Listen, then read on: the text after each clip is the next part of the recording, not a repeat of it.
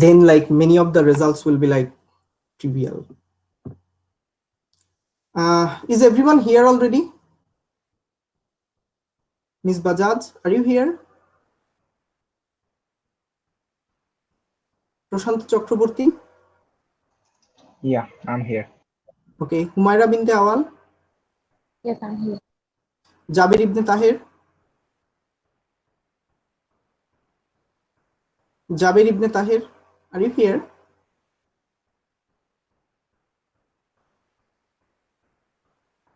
Arafat Hussein? Yes, I'm here. Okay, let's wait for a few minutes. You can ask if you have any question. You can ask if you have any question. I think you can see the screen, right? Yeah, it's not a question, but actually, a lot of people couldn't attend this class. So, is it possible to provide the lecture record as soon as possible, at least in this week? Okay, Maruf, can you upload? Is it like immediately after the class ends?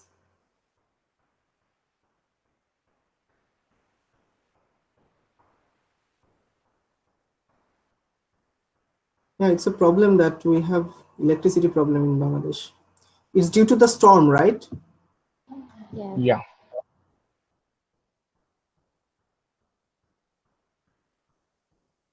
Okay. Miss Bajaj, are you here? Hello. Jabir ibn Tahir, are you here?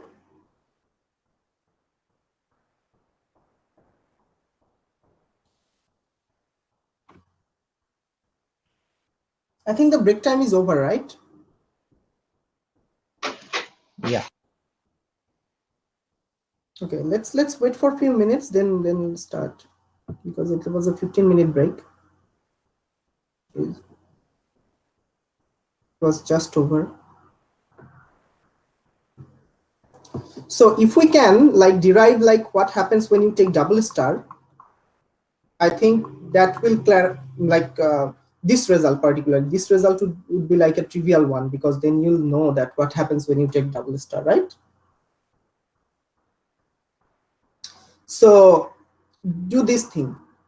Consider you are working on an n-dimensional system, working on a p form.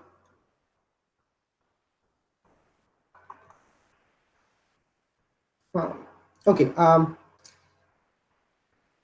Consider you have L signature of the metric.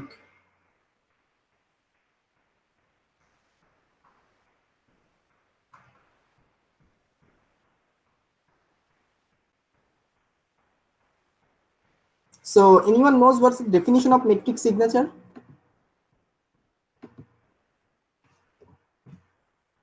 Arafat? Well, I know if all the diagonal elements are positive, then it is a Euclidean signature, and if the diagonal element are positive but except one, then it is a Lorentzian signature. Okay. No, like usually how do we define like this metric has this much signature? Signature is a number basically. So There are two what's the ways number? actually. Okay. There are two ways. Sometimes by signature we mean how many metric component, like how many diagonal, when diagonalized, how many component of the metric have a negative sign. That's one way. And another way is the difference between positive and negative. Okay. So Euclidean signature is 0, right? Euclidean signature is 0. Yes. Okay. Or it could be 3, depending on your definition. Okay. So which one should we pick? Like if we pick one, we'll stick to it.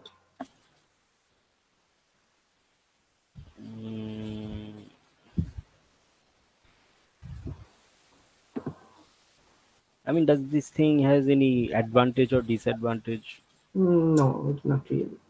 Well, in that case, we can just randomly choose anyone, right? So let's just go with 0 as Euclidean signature. Okay, okay, that means L represent the number here. L represent the number here when diagonalized. How many negative signature negative component do we have? That means if you are in a system that has a metric component like G mu nu, like this, say 1 0 0 0 0 1 2 3 4 5, so it's in 5 dimension. So in 5 dimension, if you have like this 0 minus 1 0 0 0 0 0 plus 1 0 0 0 0 0 minus 1 0 0 0 0 0 plus 1. If in a 5-dimensional system your metric tensor has a component like this in diagonalized form, then you have two components that are negative, this one and that one, like two of the diagonal component are negative. So we are calling the signature is 2.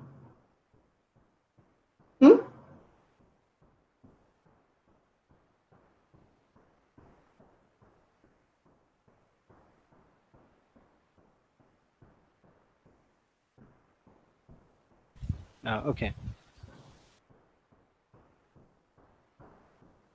Okay, and we are working on a P form.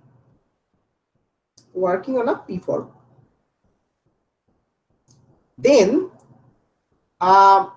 consider we have a P form alpha. Alpha belongs to omega P.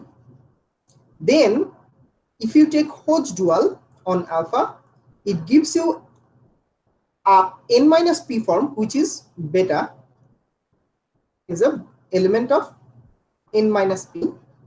And if you take star on beta, say you get some in P form, which is gamma. Obviously, it's again become a P form. Or you could say like n minus P, right? Which is basically P form.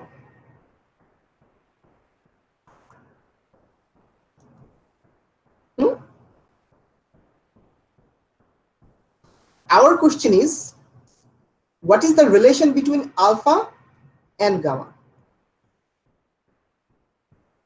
That's our goal to find. Is this thing clear to everyone?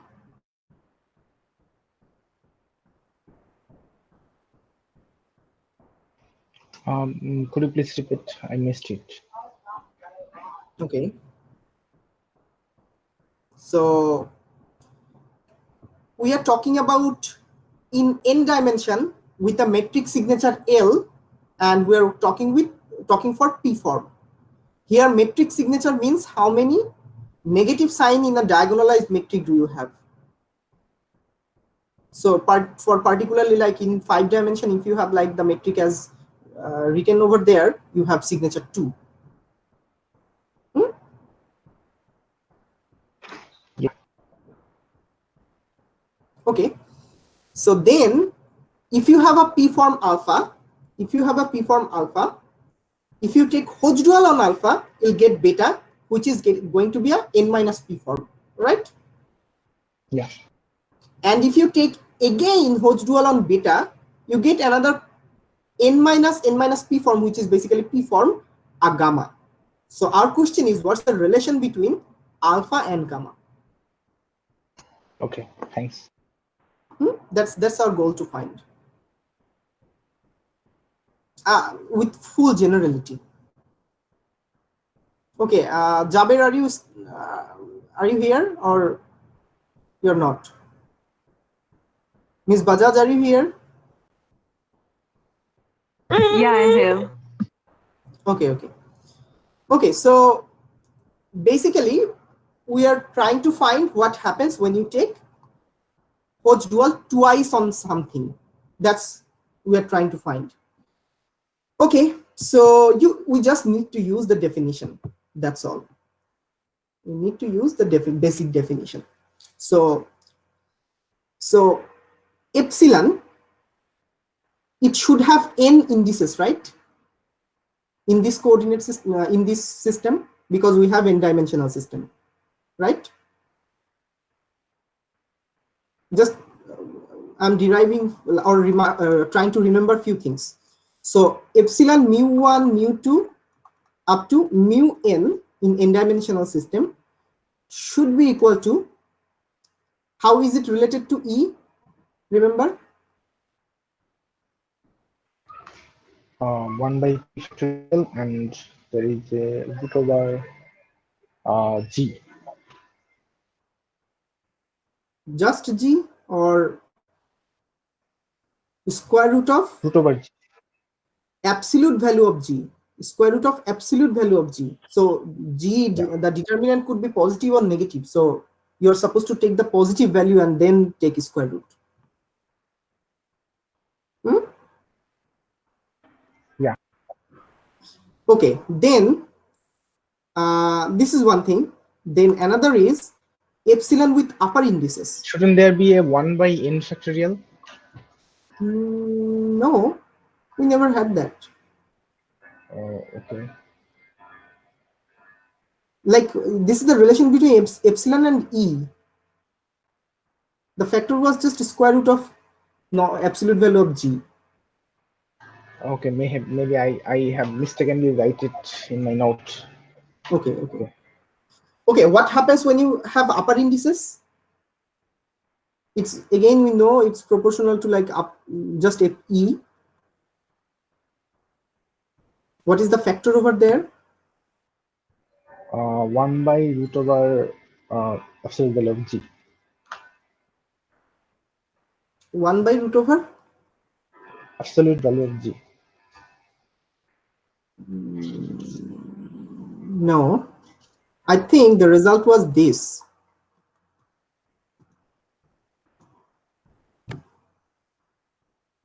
Isn't it? Yeah. Can't we write it in that way? 1 by root over absolute value of g. No, because the lower one is not absolute value, so it could be negative as well. Oh, okay. You cannot write like that. So these are the results we got actually. I believe last day or the day before. Yeah, last day. Arafat, can you confirm these two results? Like these statements are correct or not? I'm looking. Okay. Please confirm it, because actually I'm pulling this out of my memory, so I could have It's mistaken. correct, actually. Yeah, it's correct. We write this one only. Okay, then we had another result. Remember that for E, when you have in E with lower indices, or say our upper indices, so mu1, mu2 up to mu(n), and then another E with nu1, nu2 up to nu(n), what's the result?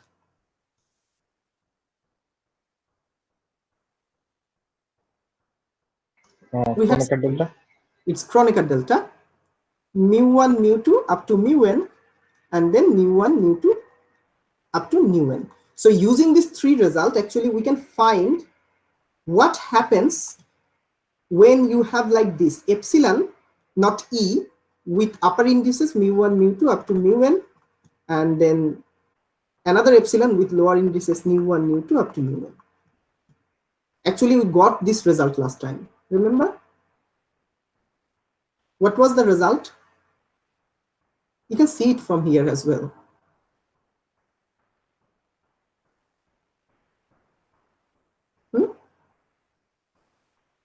Isn't it this thing?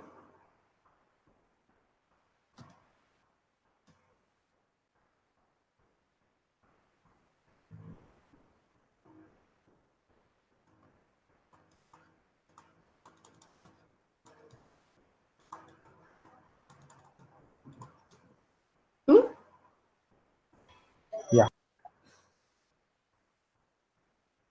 Okay. Okay, great. So at least we know this thing.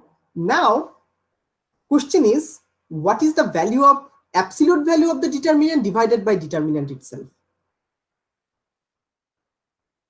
So obviously we know it should be +1 or -1, right? Yeah. So when is it +1 or when is it -1?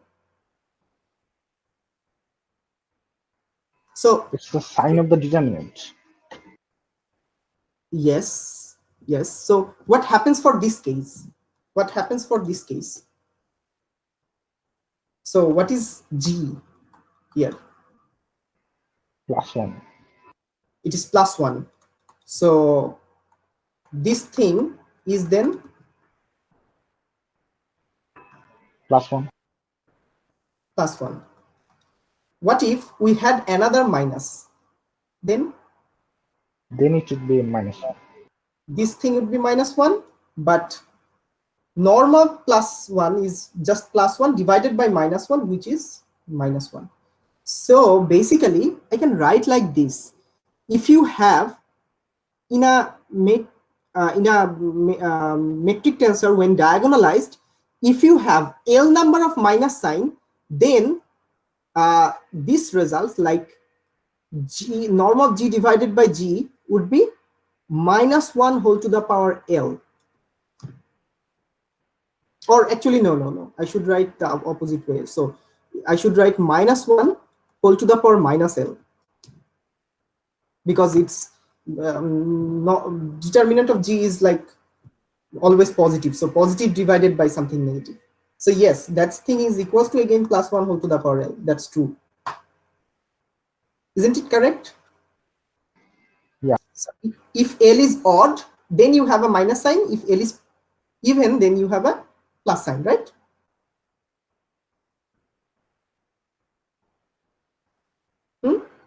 Yeah. Okay.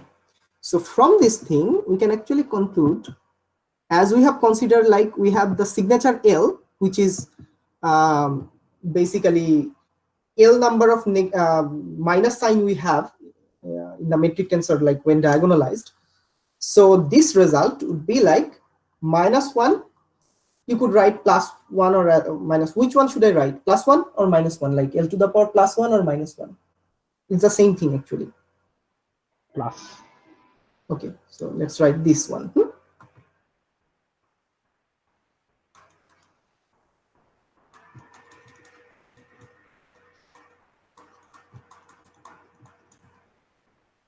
Okay, so this is the result.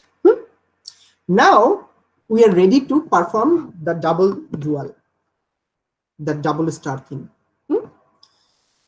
So alpha, if it is a p form in n dimension, can be written as 1 over p factorial alpha mu1 mu2 up to mu p, then dx mu1 wedge dx mu2 wedge up to dx mu p, right? That's you can write for a p form. So now by definition of beta, beta is the star of alpha. Beta is the definition, as by the definition, the star of alpha, which is what happens when you perform this starring on alpha? 1 by p factorial into 1 by It's n minus p factorial. 1 over p factorial into 1 over n minus p factorial. Then Epsilon. Epsilon. Kappa 1, kappa 2 up to kappa p. Okay, so kappa 1, kappa 2 up to kappa p. Then lambda 1, lambda 2 up to lambda 1, lambda 2 up to lambda n minus p, because epsilon should have total n number of indices, right? Yeah. Then alpha should alpha. be, yes, it should be Upper some kappa. alpha kappa 1 kappa 2 up to kappa Kappa P. P. Now the rest should be summed with, like, this product is actually continuing. Basis. I'm writing it down. So now you have the basis, right? Dx lambda 1 with dx lambda 2 up to with N minus P. dx lambda n minus p. That's the definition. So my question is, how many indices in the component of beta should be? Like beta, if I want to write like number of indices, how many indices should beta have?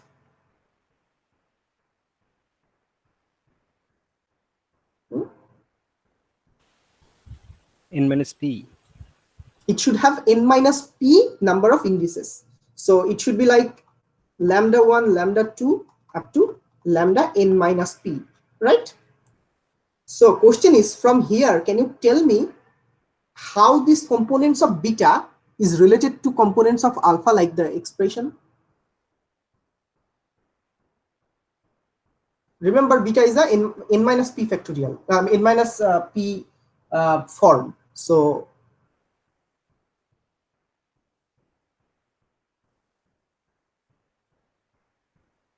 similar way, actually, let's write that thing first.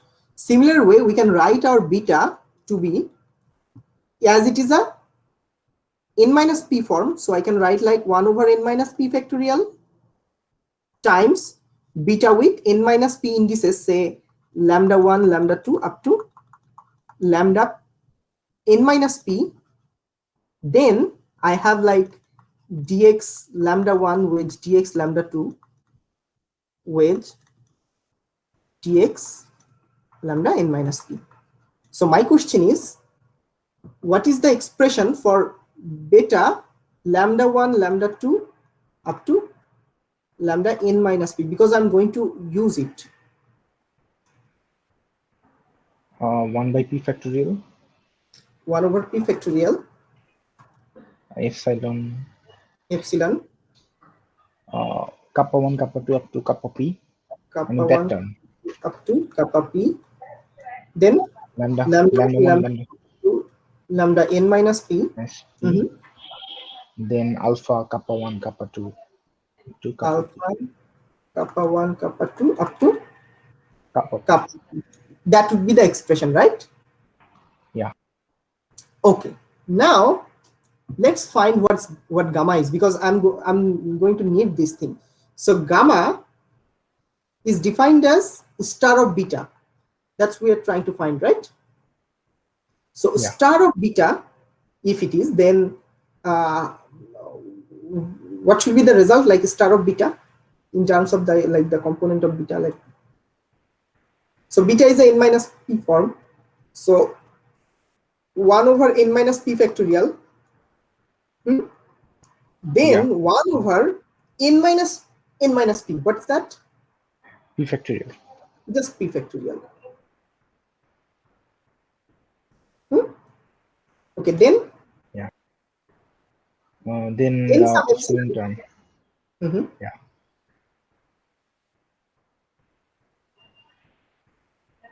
We should use another index. So we can use mu1, mu2 up to mu p. Okay, mu1, mu2 up to mu p. Mu n Okay. minus. Then Should it be- mu1, mu2 up to, oh, sorry, here, yes, you're right. It should N be up minus to n minus p instead of just p, right?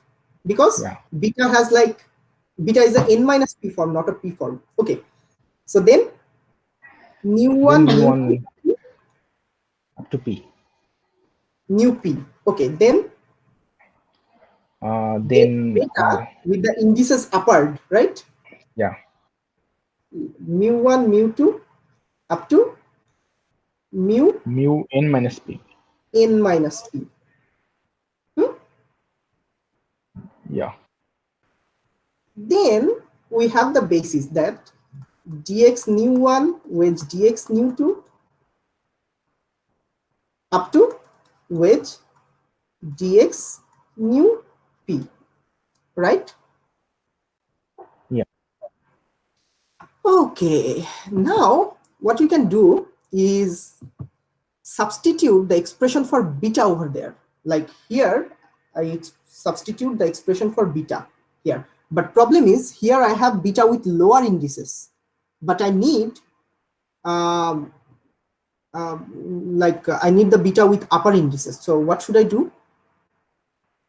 Multiply the inverse metric tensor components. Okay. I mean yes. the raising operator. Yes, we can raise this index simultaneously, like lower this index and simultaneously upper this index. That would balance, right?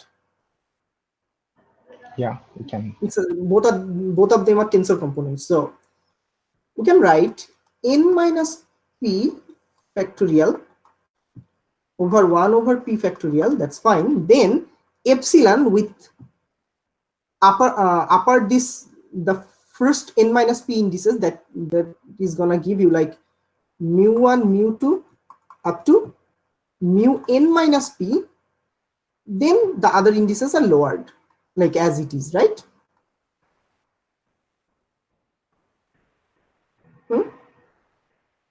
That helps us to write beta with lower indices, right? Yeah.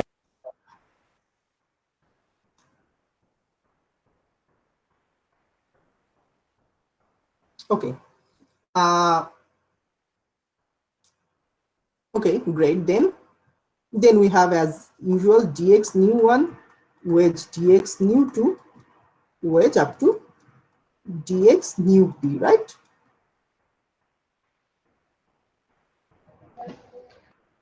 Now I'm going to substitute that expression for beta over there. So if I do that, then I get 1 over n minus p factorial. Then I had already 1 over p factorial. And this expression for beta also includes a 1 over p factorial, right? So I get another 1 over p factorial. Then I have epsilon with few upper indices, mu1, mu2 up to mu n minus p, and the others are lowered indices. Then expression for beta, but with indices as mu. So I should have epsilon instead of lambda. Okay. So as usual, we have like kappa 1, kappa 2 up to kappa p. But then the rest indices should be uppered, right?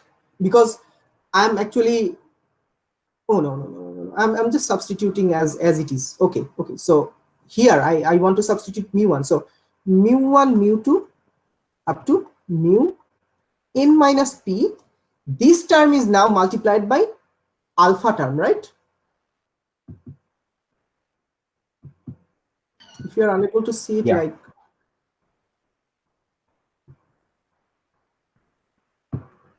here I have substituted like this thing I have substituted, or this thing actually.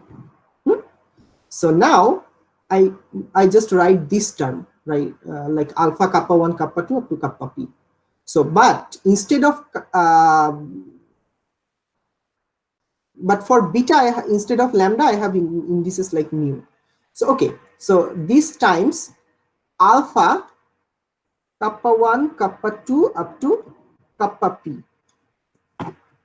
Is it right? I just substituted the expression for beta.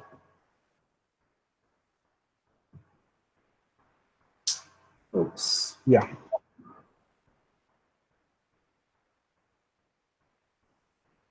Okay. So now this is, then what do I have? The basis. The basis. Okay. Just give me a moment. I'm trying to find the stuff. Okay. Yes. Now I have the basis. So those are dx nu1 wedge dx nu2 wedge up to dx nu p, right? Yeah. So by doing the algebra, I can write 1 over n minus p factorial, then 1 over p factorial whole squared. Then I'm doing this thing. I'm actually lowering these indices again, this n minus p indices. So I need to upper this n minus p indices, right? Sorry, not this, the other one. This n minus p indices. I can do that, right?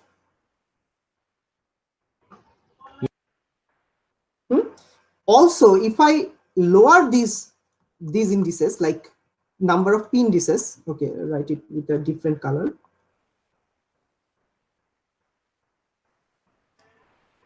If I lower this p indices, I need to upper this p indices as well, right? That will balance. You see that, everyone? I'm just doing simultaneously uppering and lowering operation for summed indices. That doesn't change anything. Yeah.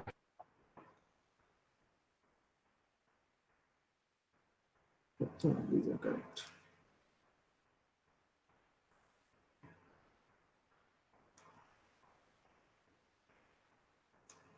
I can do that.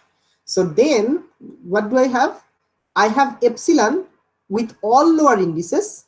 So first set is mu1, mu2 up to mu n minus p, mu1, mu2 up to mu p. Then I have an epsilon with all upper indices, right? Because see, the first half of those are upper because we wanted to lower the indices of alpha, and the second half, the second set is upper because we wanted to lower the indices of epsilon, right? So that becomes like kappa 1, kappa 2 up to kappa p, mu 1, mu 2 up to mu n minus p, right?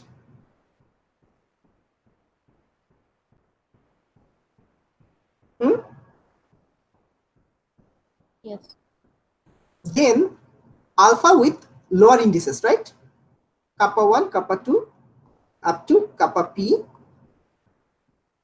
Then we just write our basis as it is, mu1 wedge dx mu2 wedge up to dx mu p, like that. So tell me, what is the result of this double epsilon?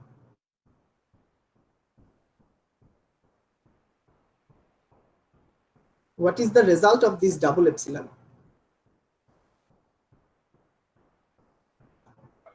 It is absolute value of G by G.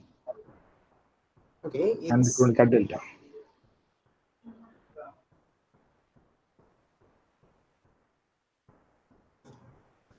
okay. So it's basically absolute, but we already seen a result, like we have already written a result for that. So we have evaluated the absolute value of G divided by G. Where is that? Here it is. Minus 1 to the power L. Minus 1 to the power L, then just the Kronecker delta, right? Yeah. So we have minus 1 to the power L, where L, what is L? Signature of the metric. When it is diagonalized, L number of diagonal components are negative in the metric tensor. So that's a really important information.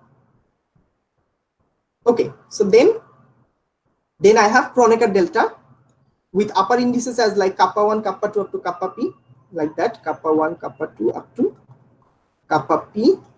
Then I have upper indices like mu1, mu2 up to mu n minus p. Then I have mu1, mu2 up to mu n minus p, mu1, mu2 up to mu p, right? Then I have my alpha as kappa 1, kappa 2 up to kappa p, dx nu1 with dx nu2 with up to dx nu p, like that.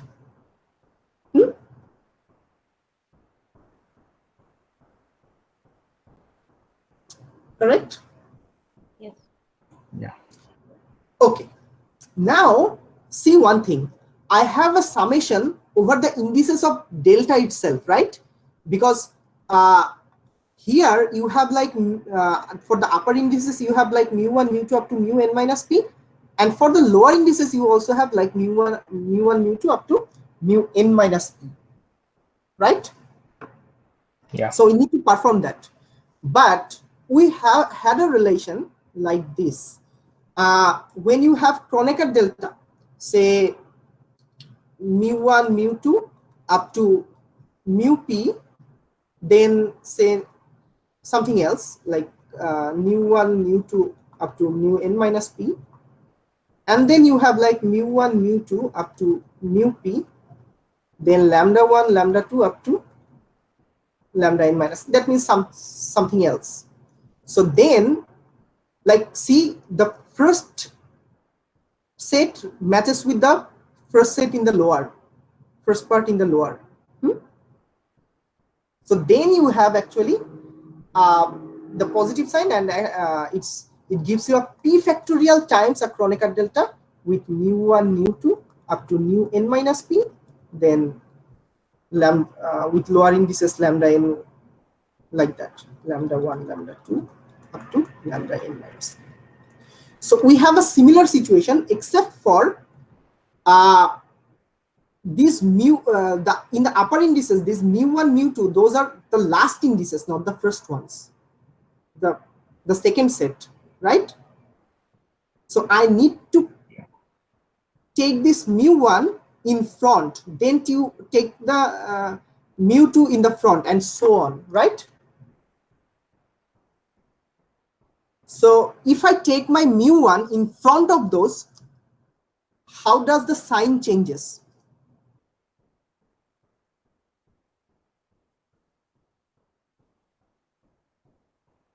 See, like I want to take this mu1 over here.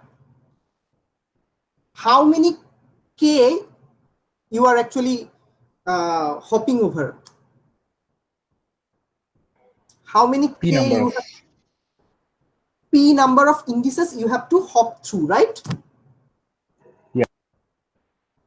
So if you take your mu1 in front, then how many times your sign changes? How P many times. times does your sign?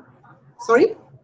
P times P times. So it's basically minus 1 minus to the power 1 p. whole to the power p. That's Yeah. for just mu1. Then same thing happens for mu2 as well, right? Mu2 also, like you are taking just next to the mu1. So again, your mu2 is actually hopping p times, right? Yeah. So it's again minus 1 p. So how many of those? N minus To take p. all those set? Yes, you have to take this kind of thing n minus p times. So what's the result then? Like what's the factor? This, it's basically Minus 1 to the power p whole to the power n minus p. yes, and due to, like, you're saying this thing, right? Yeah, which is basically np minus p squared. Yes. It's p into n minus p, right? Yeah. Is it clear to everyone? Yeah. Arafat, is the algebra clear? It's a Yes. little bit difficult. Humaira, Yes. Jaber,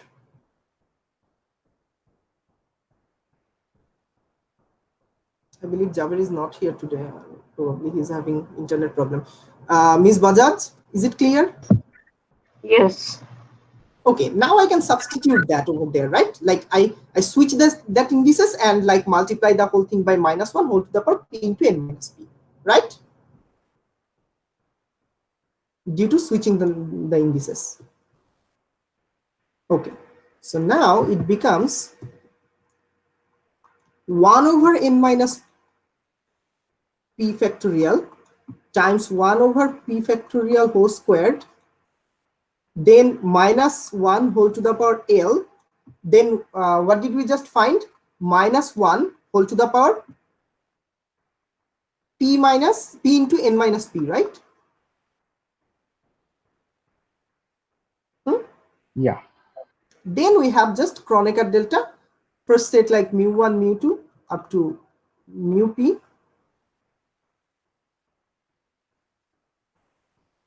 Then kappa 1, kappa 2, oh sorry, n minus p actually, mu up to n minus p. Then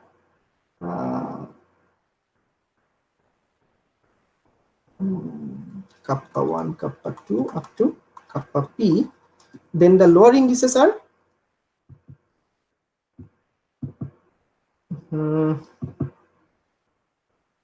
okay, the lower indices are mu1, mu2 up to mu1 minus p. mu1, mu2 up to mu n minus p, then mu1, mu2 up to mu p. up to mu p. Okay, then I have my alpha kappa 1, kappa 2 up to kappa p. Then I have dx mu1 wedge dx mu2 wedge up to dx mu p, right?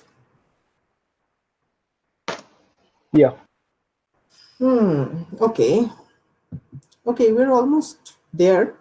So if you sum over these mu indices, perform this sum, what do you get by the theorem we proved earlier?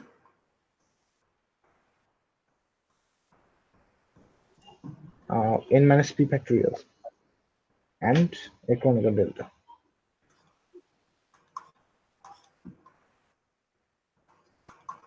Okay, yes, you get n minus p factorial times Kronecker delta with the rest indices, right? So that is kappa 1, kappa 2 up to kappa p times mu1, mu2 up, sorry, mu1, mu2 up to mu p, right? Yeah, mu1, mu2. Give it a moment, I think it got frozen. Okay, mu1, mu2 up to mu p.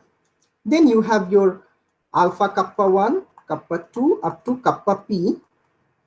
Then you have dx mu1 wedge dx mu2 wedge dx mu p, right? Yeah. So from the algebra, as you can see, this n minus p factorial over here cancel with this one, right? Yes. Yeah. So you're left with 1 over p factorial whole squared, then minus 1 whole to the power l minus 1 whole to the power p into n minus p. Then you have a Kronecker delta of which the first indices match with the indices of another p form. So what's the result of the sum?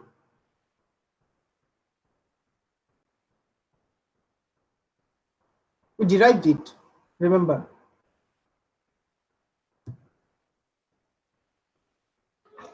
Oh, it's 1 by p factorial. Is it 1 by p factorial? It's p factorial. No, it's p factorial and alpha nu1, nu2 up to nu p. Yes, it's p factorial times alpha nu1, nu2 up to nu p. nu1, nu2 up to nu p, right? Yeah.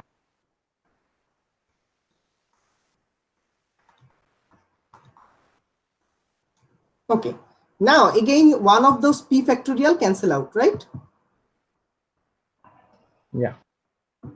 So then you can write the whole thing as minus 1 whole to the power l minus 1 whole to the power p into n minus p, and one of like the you're left with the other things. So 1 over p factorial times alpha nu1, nu2 up to nu p dx nu1 nu wedge dx nu2 up to dx nu p, right? Yeah. Can you recognize the term in the red angle bracket, square Yeah. bracket? What's That's that? the one from alpha. That's the alpha itself, right? Yeah. So I can write here what we evaluated actually. What's being calculated?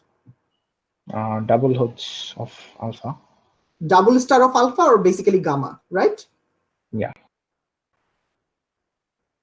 This is being calculated equals to minus 1 whole to the power L minus 1 whole to the power P into n minus P. Then the alpha itself. So you can conclude double star is basically what? Minus 1 to the power L into minus 1 Minus to the 1 power to the P power into n L minus P. minus 1 to the power P into n minus P. So number one, double star depends on the sign of the metric tensor, right? Yeah. Signature of the metric tensor. Also, it depends on which you are operating. So now let's calculate. Let's calculate few things. So in Cartesian 3D, in Cartesian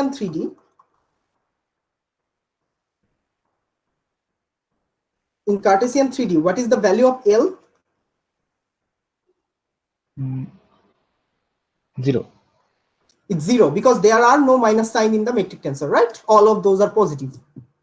Yeah. Now, if you operate things on like zero form, for zero form, double star becomes 1. so this is already 1, like minus 1 whole to the power L is, that part is 1 for all. So the rest is like minus 1 whole to the power P value is 0 times 3 minus 0, right? Which is basically minus, so it's 1. So what happens if you apply the same thing for one form?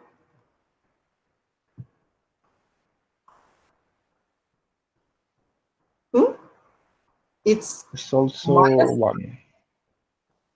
minus 1 to the power 0. 1 into 3 minus 1, 3 minus which 1. is 2. That is overall, like it's basically power 2, so it's plus 1, right? Yeah. So for 3 form,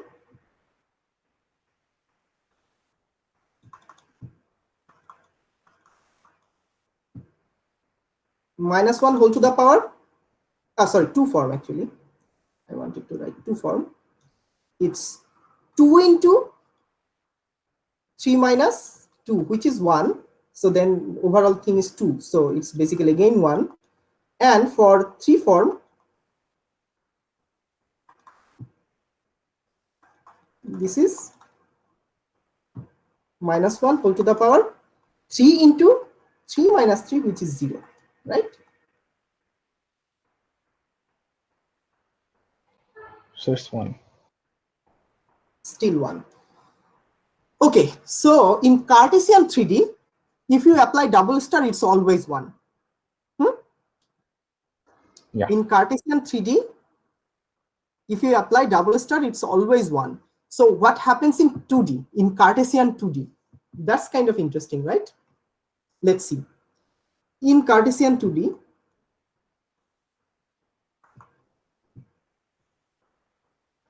what is the value of L?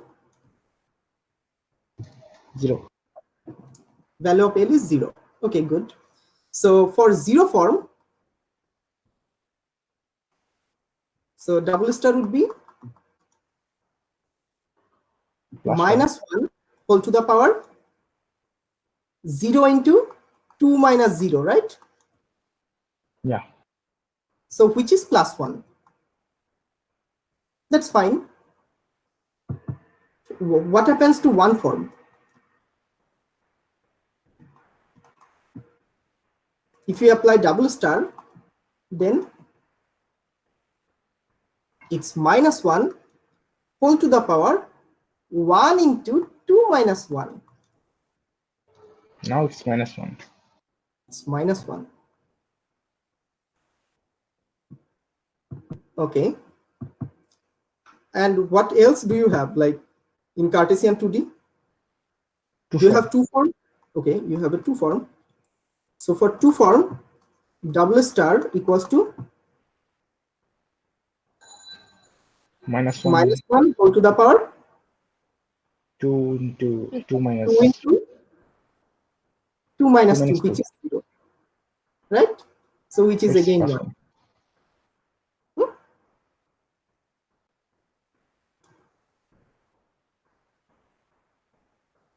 Okay, do you have three form over there? Do you have three form in Cartesian 2D? No. No.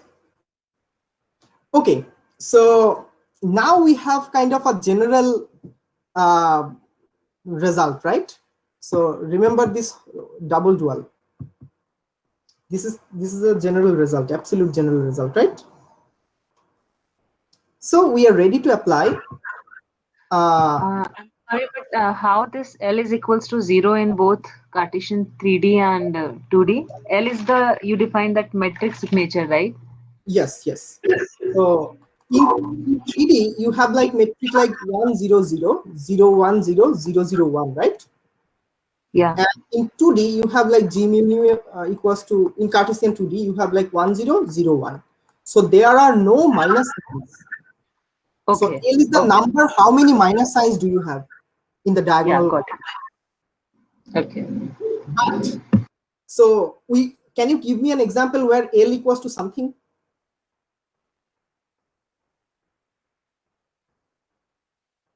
Can you give me a situation where L equals to something?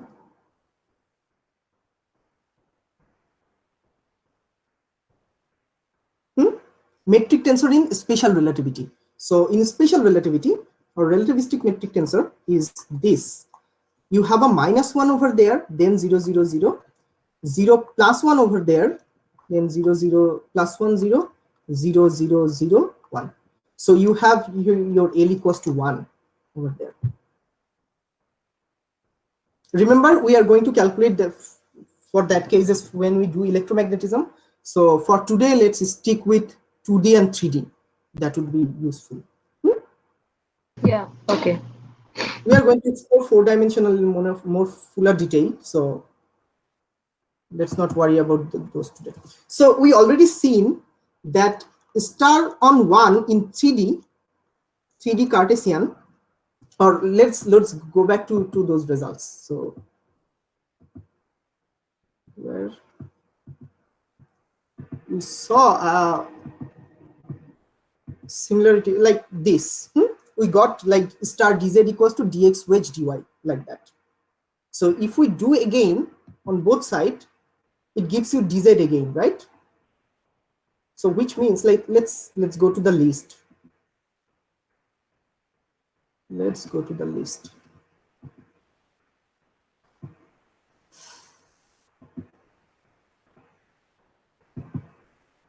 It usually takes a lot of time to teach Hodge dual because it's complicated. Like many people tends to struggle with this part. So okay, here. So when we are dealing with 3D,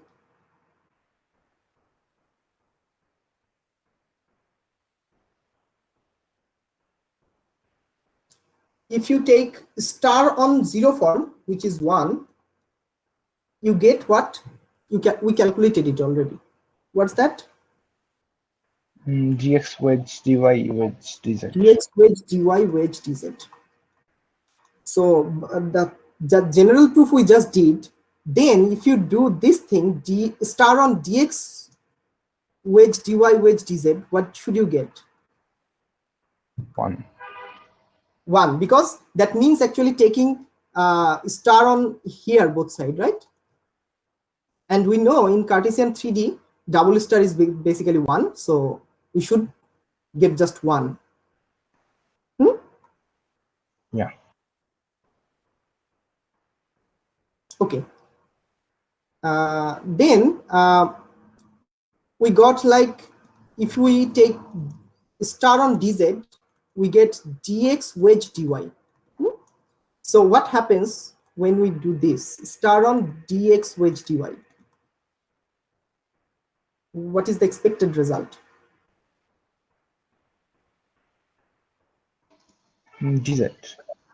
Dz. So you see there is a one-to-one correspondence between these things. So let me erase this arrow. Okay, let's write in a fresh manner. So in 3D Cartesian,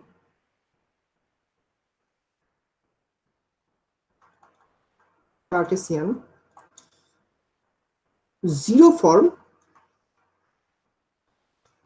1, it is related to the 3 form, which is dx wedge dy wedge dz, right? And it goes both way through star. So that's a one-to-one correspondence between 0 form and 3 form. That in other way, you could represent something as a scalar, or you could represent the same thing as a 3 form in 3 dimension. Just your description is different, that's all. And for 1 form and for 2 form, there is a one-to-one correspondence between, like, if you have dx, that's connected to what? dy wedge dz, right? And that's connected through Hodge dual. Same thing is true for dy, and that's one-to-one correspondence is related by dz wedge dx is related by, again, Hodge dual. It goes both ways.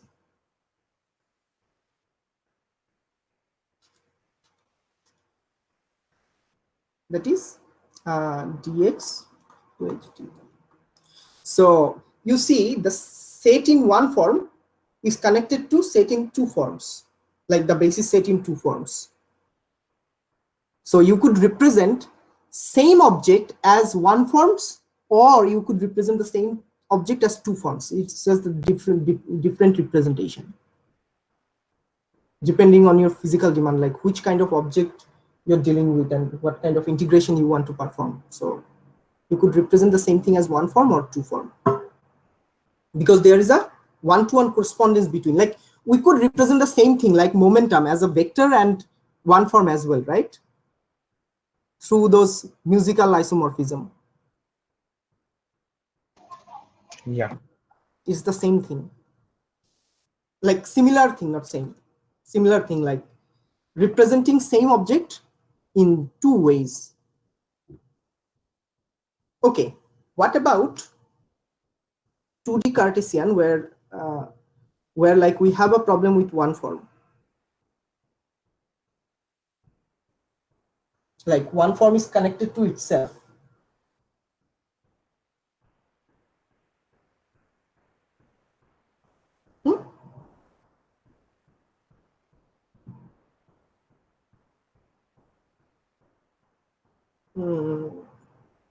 Let's I'm not sure. Should I do an example, more example, or should I leave it? Like we'll learn over the time.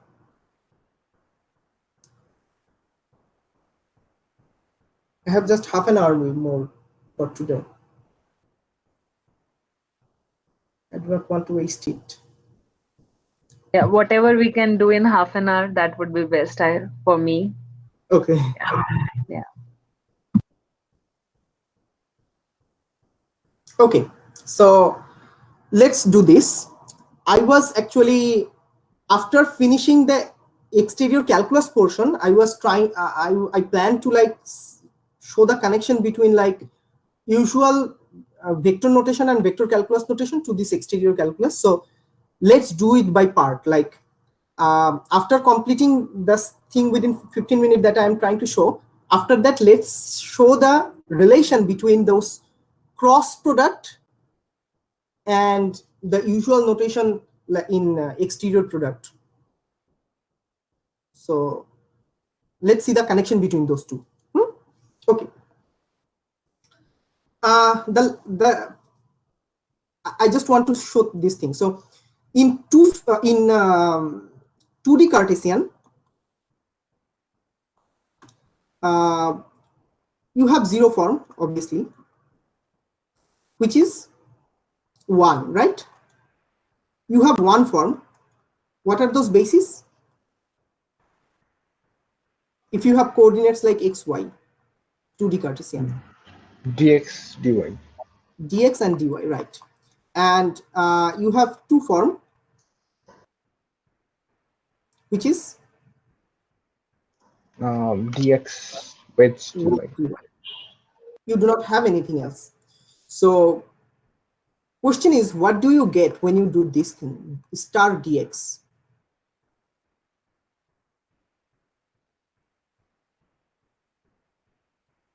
Any idea?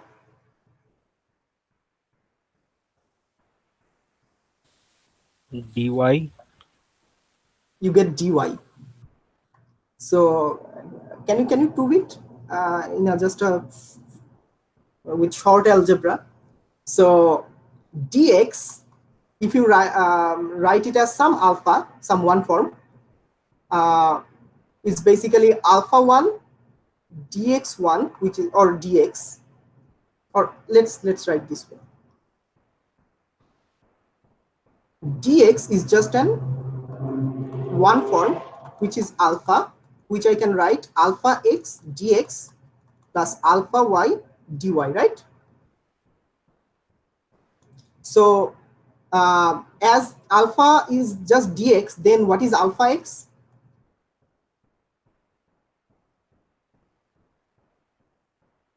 One.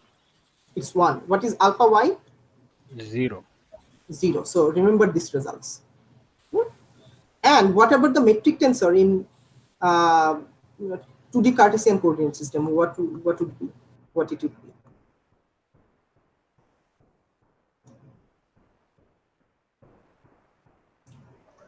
We are using Cartesian. It's 1 0 0 1, right? So uppering lowering doesn't change any sign or anything, because we have like 1 0 0 1. It's kind of identity. Okay, so now to find star alpha or star dx, we need 1 over p factorial. What is p here? What is p here? 1. 1 factorial, right? Then what is n minus p? 1 factorial. It's 2 minus 1 factorial, right? Yeah. Because we are dealing everything in 2 dimension. So okay, so then you have epsilon with how many indices?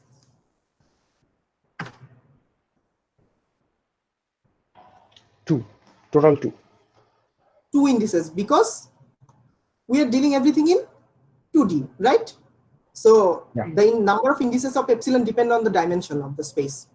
Okay, so then you have like alpha mu, then dx nu, right? This is what you should have. Yeah. So then if you if you calculate it, it's just 1 factorial divided by like 1 over 1 factorial whole squared, which is just 1. Then if you expand this epsilon, you get epsilon x y, that's one possibility. Then alpha x dy plus another possibility is epsilon yx alpha y dx, right? These are the two possibilities that you might get something. like other value like epsilon 1 1 or like xx or epsilon yy, that should give you 0, right? Yeah. But what is alpha y? 0. Alpha y is 0. So if you lower the index, it'll just the same thing as upper index. So you get you have 0 over here from this thing. So this term goes away. You are left with epsilon xy. What's that? 1. It's 1. Then alpha x, what's that? 1. 1. Then you are left with only dy. So yes, Arafat's intuition was correct. Star dx equals to dy. So another guess. What will happen if you take star dy?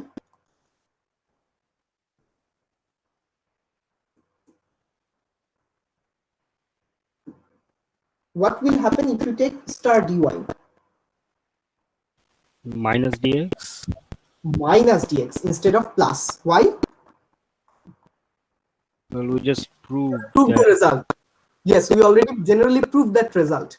So basically what happens in Cartesian 2D coordinate, if you have dx like these planes, if you take Hodge dual of those, that makes like these planes. And if you take Hodge dual of those again, you get negative dx, that's these planes. And if you take Hodge dual again, you get negative dy, that's this. And it repeats like that.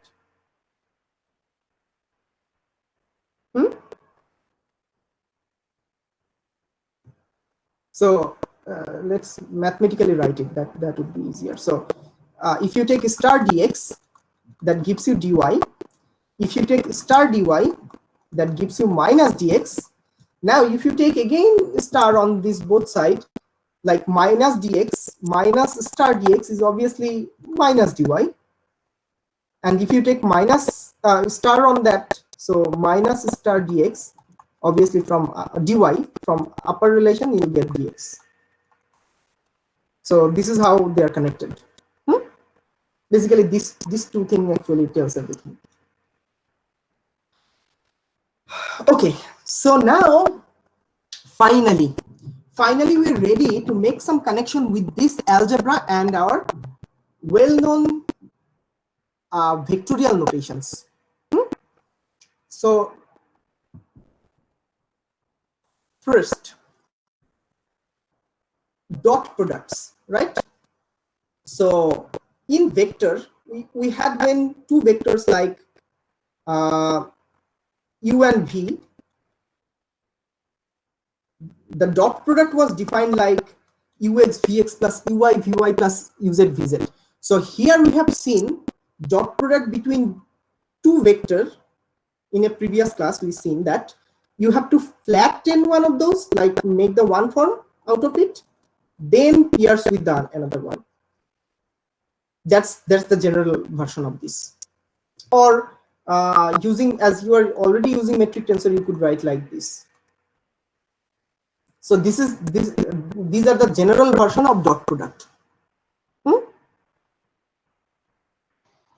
Yeah. What about the cross product? So remember, when you had cross product, like in 3-dimension Cartesian coordinate, that's the only like in 3 dimension only we can take cross product. Cross product is not even defined in 2D or 4D or any other dimension. It's only defined on 3D. So there is a reason why it is. The reason is in only 3D you have this kind of situation. In only 3D, oops.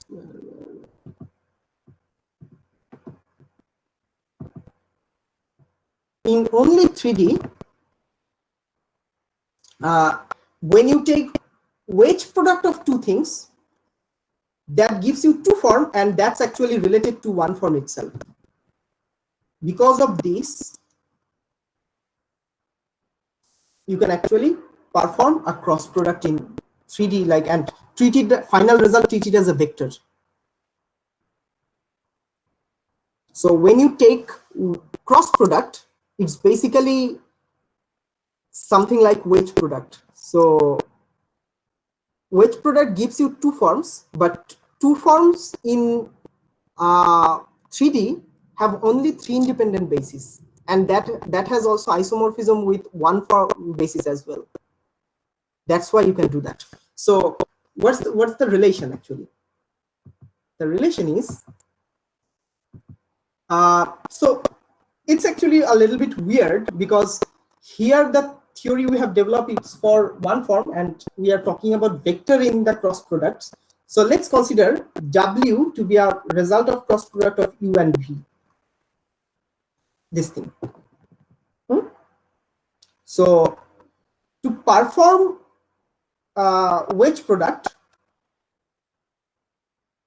we need actually the corresponding either one form, or we could define the wedge product for vector as well. So we could do this thing in 2 ways. For forms, to perform it in forms, first we flatten our U, which gives you basically lower U lower, and flatten our V, it gives you V lower, and do this thing. And to find the correspondence, we perform a Hodge dual. So that makes the whole thing one form. And that is basically your flattened version of W. This is the relation through forms. And you could do the same thing to your vectors as well. So for vectors,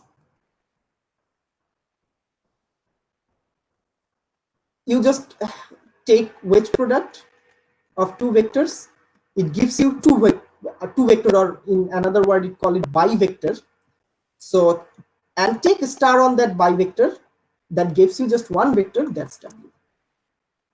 So basically, the traditional cross product is a combination of wedge and Hodge dual.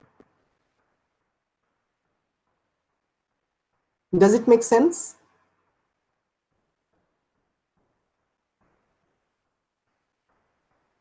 So now we can extend this result. So what happens? U is a 4-dimensional vector, 4D vector. V is a 4D vector.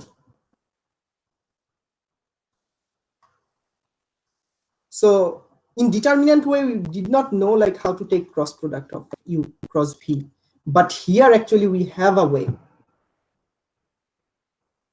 We could actually take wedge product of those and take Hodge dual of that, and the final result won't be a vector.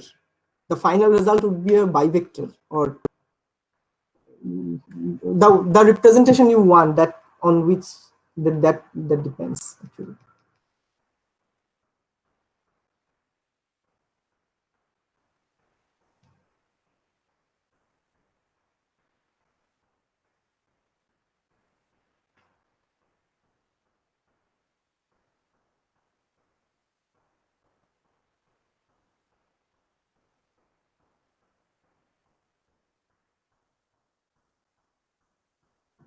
Any question?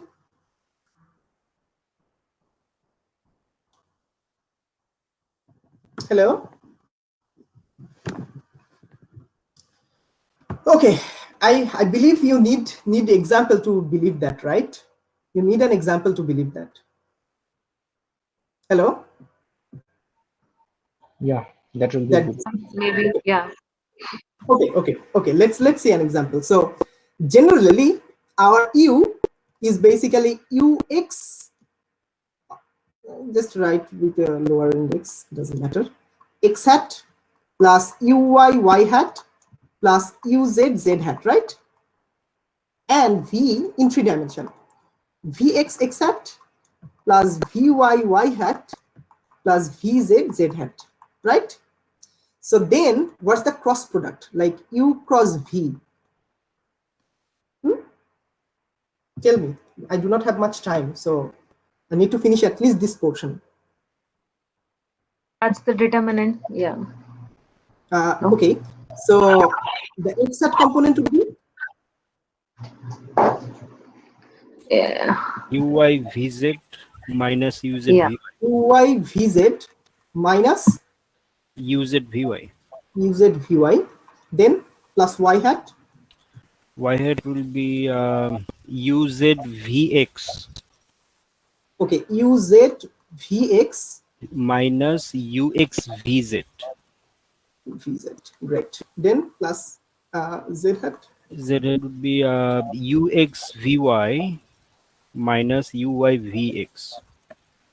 Okay, great. So now it's Cartesian coordinate and 3-dimension. So obviously, if we flatten these things, so flat u would be a one form that is just ux dx, right? Plus uy dy, because we have a diagonal metric tensor, plus uz dz.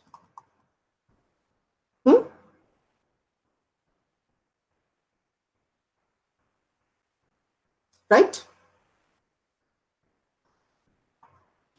Yes, right.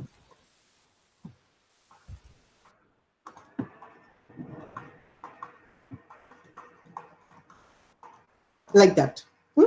Now also consider the other thing, like flat of this cross product as well. That's gonna be helpful. So it will be everything same, just x hat would be replaced by dx, y hat would be replaced by dy, and z hat would be replaced by dz. Just remember that.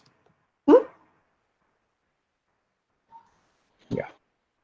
Okay, so now take so let's call it u lower bar, v lower bar. So let's take u wedge v. What's that? What's u wedge v?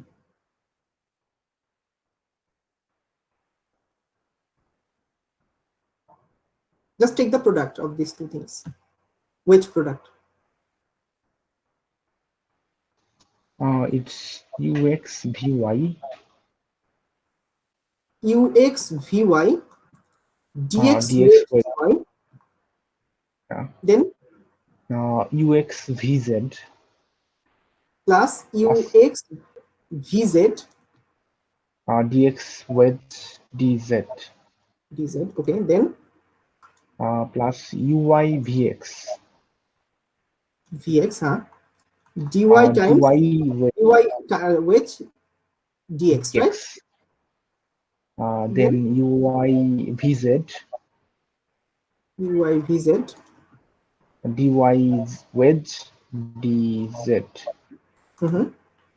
plus uz vx uz vx dz with dx plus uz vy dz wedge dy. Okay, that's the thing. So we can actually factor out three things. So if we consider these two terms, oops, respond. Okay, consider this term and this term. You can write ux vy minus uy vx, right, into dx wedge dy, right, where I have like switched the wedge product by a minus sign. Then plus let's write this part, dy wedge dz. What do you get? uy vz minus uz vy. Uy vz minus uz vy. Okay, plus which term we have just considered? Which two terms? This one. This one we have considered. This one we have considered, right? So now it's dx wedge dz. So Sorry, the final dz one, dz wedge dx. dx. Yeah. And that is ux, this term, ux vz. No, that will be minus. That should be minus. Yeah. Okay, this term actually I'm considering. So uz vx, then I'm considering the other term, that is minus ux vz. So that is your u lower bar wedge v lower bar. Now if you take Hodge dual of the whole thing, if you take Hodge dual of this thing, what you get like, these are just numbers, right? So write as those are. So ux vy minus uy vx Hodge dual of dx wedge dy, right?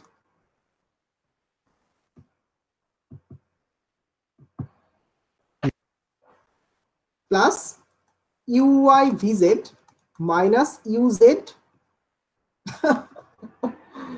Oh boy, it's totally crappy. Okay. Plus uy vz minus uz vy star on dz wedge dx, right? Then plus uz vx minus ux vz star dz wedge dx. Now we have already evaluated like what are those, right? At least we know what are those. We have evaluated one of those, and by symmetry we can tell others. So what is star dx wedge dy? It's dz. It's dz. So you get ux vy minus uz uy vx dz. Okay, I should slow down. I believe I should slow down because it's taking actually more time.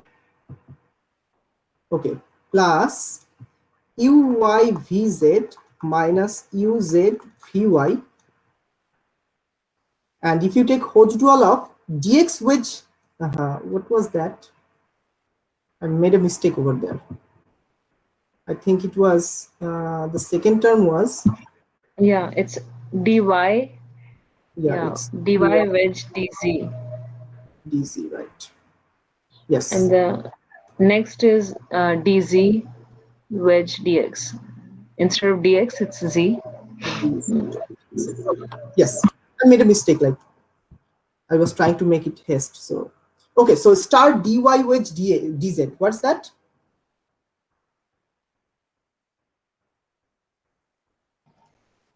It's dx. It's dx. And the final one, uz vx minus ux vz dz wedge dx. It's dy, right? So that's the Yes. result of your star u lower wedge v lower. Does it match? Does it match when you actually replace those? Like, isn't this the cross product? If you replace those dz with z hat, dx with x hat, and dy with y hat, like if you consider the vector, corresponding vector for this one form. Yeah. Yes. Okay, so we can actually, it's a general result, right? Like in Cartesian coordinate, it'll, in 3 dimension, it's pretty general because we did not choose any arbitrary vector, right? Like we choose an arbitrary vector. It wasn't any specific vector.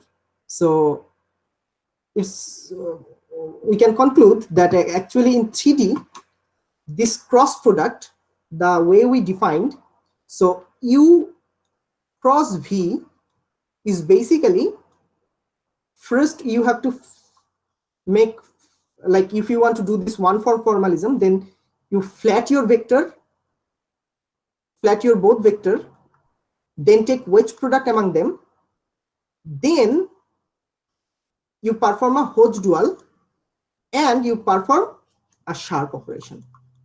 You could say that.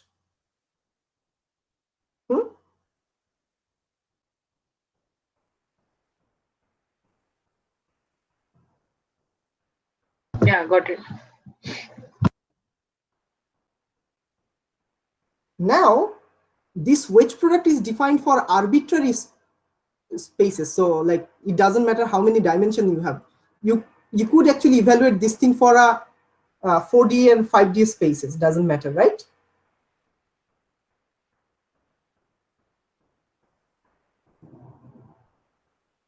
So, but question is how you want to define your cross product. Like, do you want your cross product to be always among two vectors? No. Okay, how do you want them?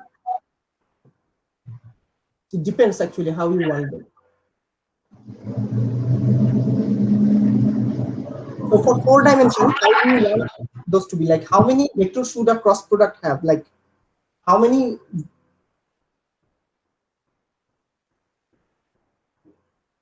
Hmm?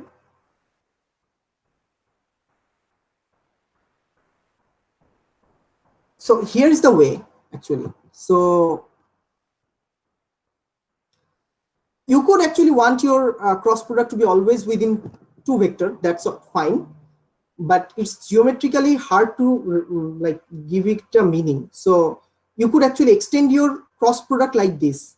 Say in 4D, you take cross product among three vectors instead of two. Say like U cross V cross W like that. And any of those adjacent to switching, it gives you a minus sign. You could want that. So the definition would be like sharp of star of flat of U, which I can do with flat of V with flat of W. So then it will have a meaning. It will have a meaning like when you have like in 4 dimension, you have like 4 directions, right? 4 independent directions. So if you take cross product of 3, the result vector, this U cross V cross W, would be in the direction that is perpendicular to all other vectors as we had in 3 dimension. So you could want that, like depending your like the way you want, you could actually use this definition. Like you could stick with for any dimension, you could have like always cross product among two vectors like this, or you could, depending on your dimension, you could have like 3, 4, 5 vectors to take your cross product. But that generalization comes from this exterior exterior algebra.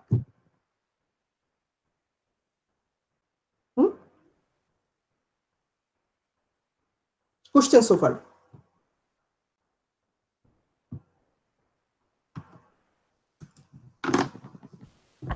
Okay, so how does the Hodge dual distribute among products, like products of a scalar and one form? No, you do not distribute those. So I mean, Hodge dual works on scalar, right? I mean, zero form, and it Yes. also works on one form. So if I have a product of zero form and one form, then how do I actually distribute it? For one form it has one definition, for two form it has another definition, or one form it has another definition. So Hodge dual operates on the whole object, not part of it. Oh, okay, okay.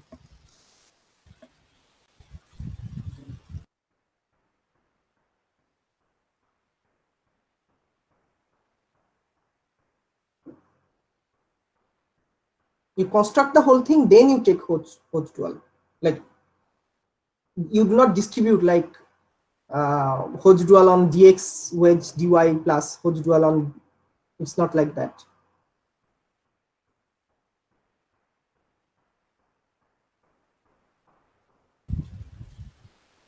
In other words, there are no relation among, no straightforward relation among those.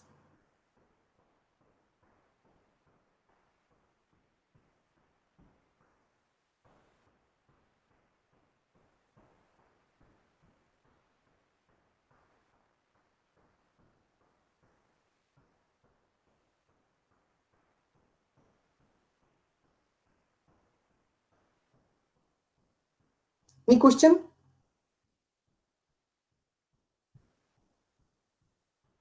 So are we convinced that our ordinary cross product that is stuck within 3 dimension can be extended using exterior algebra, using the combination of wedge product and Hodge dual?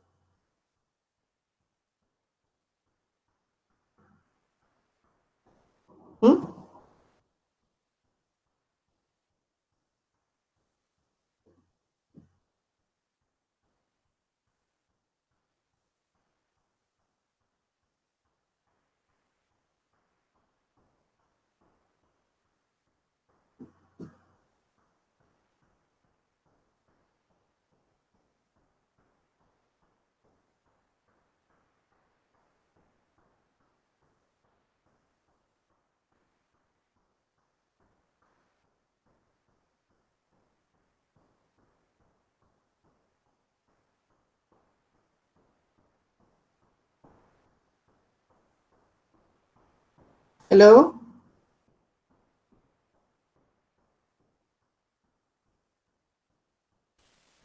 Yes, I think we're all convinced. It's a dead silence here.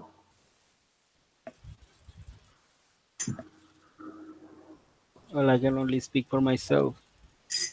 Okay. So are you okay with today's thing? Like, you got everything, like, you understood everything? Well, I did. Okay. Yeah, I also understood. Okay, great. At least two person understands. So what about others? Prashanto Chakraborty? I did I understood everything except I missed 10 or 15 minutes the last, so I don't even know what Oh, that okay. was. So I should see the Which part record. did you miss? Which part did you miss? I could follow up to the wedge product and the cross product, the first part of that. So when yeah, that's, I mean, Oh, U cross V is equal to, yeah, sharp of that. Yeah. okay. So you got this part, right? Yeah. So this is actually, I stated, it could be another definition of cross product. So it depends how you want your cross product to be. So in 3 dimension, 3D, it's pretty much sure that we want our cross product among 2 vectors. So cross product is a thing that takes 2 vectors and produces another vector, right? Yeah. In 3 dimension. So in 4D, we could we have 2 options. So cross product could mean that it takes again 2 vectors, but produces a bivector or 2 vectors.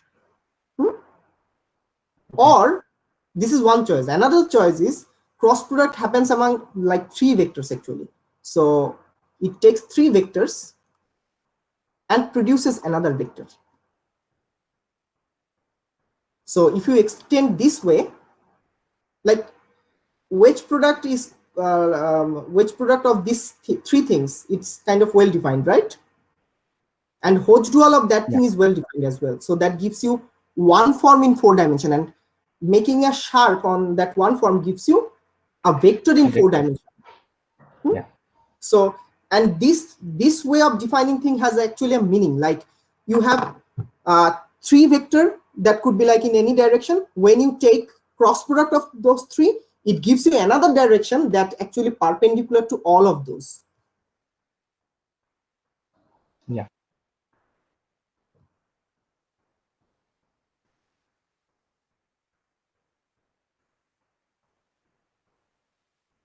So okay, so we were able to actually extend our cross product. So cross product was kind of really crucial in our developing of our vector calculus, because vector calculus has curl, right? Yeah. And that curve has similar structure of cross product with that antisymmetric structure it has. So in exterior calculus, we'll be able to actually extend those curl and anything into arbitrary dimension.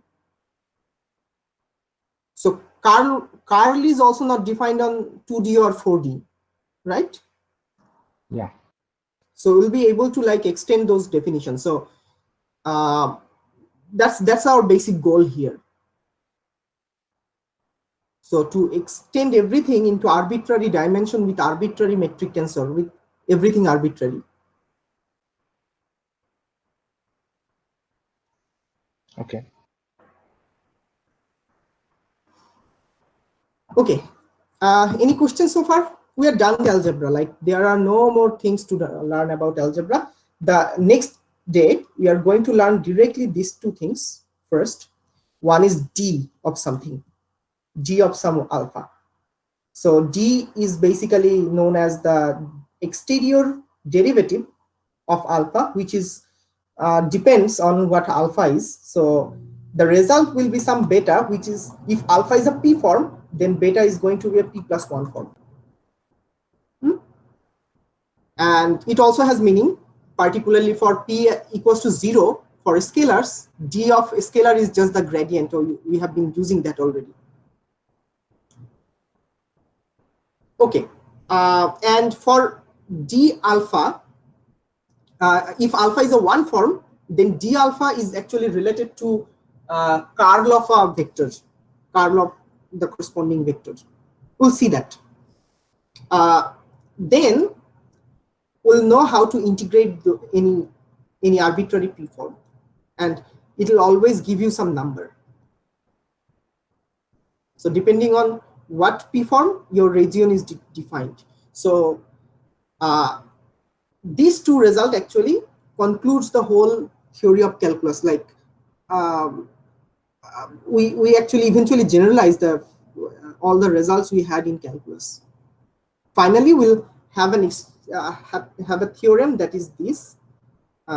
This is some region on d alpha. If you integrate that, and if you integrate alpha on the region boundary, those are same thing. It's called Stokes theorem. This is basically those divergence theorems, Carl theorem, whatever you have in your vector calculus, that's actually generalized version. And those theorem in vector calculus was in 3 dimension. These are actually in arbitrary dimension.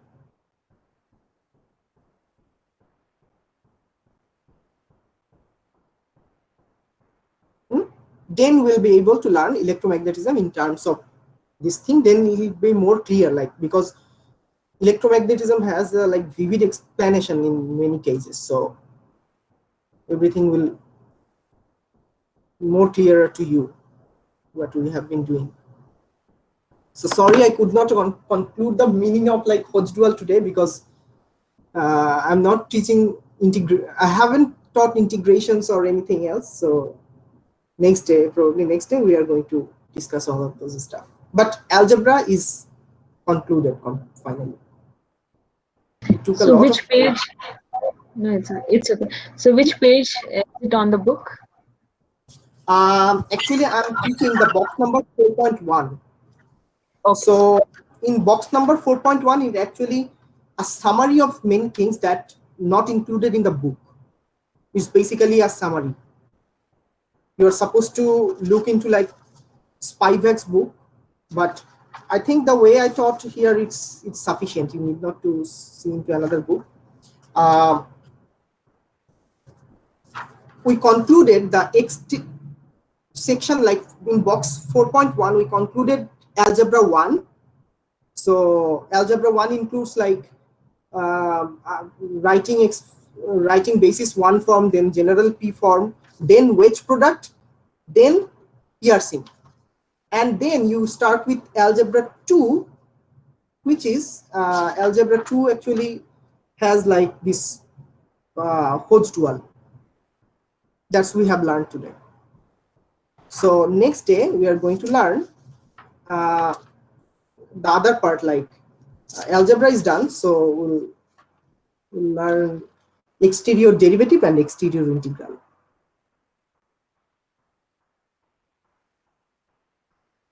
But this portion is probably like, I have been teaching this course for a while.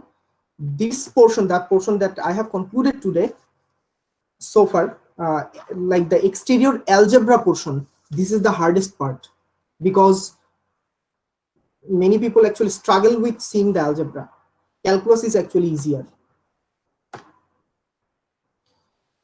Okay, finally a relief.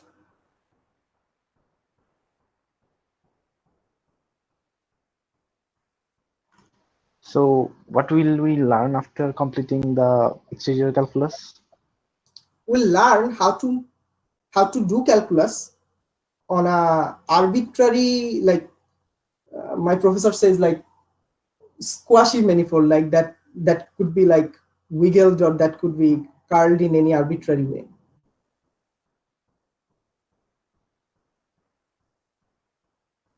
We're learning the process of integration, like the very like the problem, like let me tell you the problem is, we learned our calculus in a particular space that is kind of specific, that is number one flat, that has a metric well defined, and that kind of rigid, that doesn't change. In that kind of thing, we learned how to do vector calculus. But if your manifold is not that kind of flat thing, we struggled. Like when we did calculus on a sphere, or even a flat space with a spherical polar coordinate, we struggled. Here, all the formula will have just single form. Like you remember in your electromagnetism, you had different formula for curl for different coordinates. Yeah. In exterior calculus, you won't have that. You will have just one single formula. That will be like everything else can be rewritten out of it. That means everything will be coordinate independent. Yes, everything will be coordinate independent. And that's the basic goal of learning or teaching differential geometry. Okay.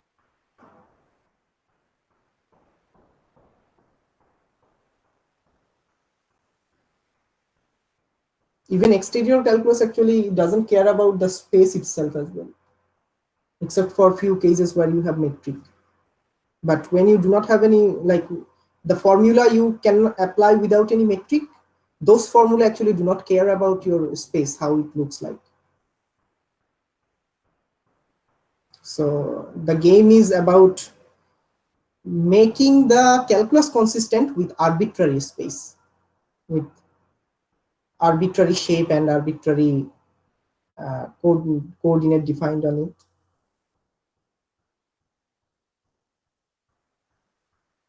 So this part is really hard, I know.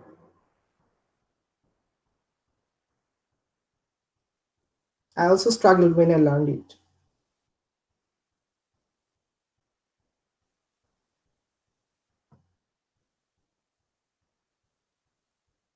But after I wanted to show examples today, but I could not, because actually I'm not there. Like after integration and differentiation, we'll do some problem from the book of Shom's outline. You know this book, right? Vector calculus of Shom's outline. Yeah. That has many problems, right? Yeah. We can do all those problems using this new formalism. So we'll do those. Okay.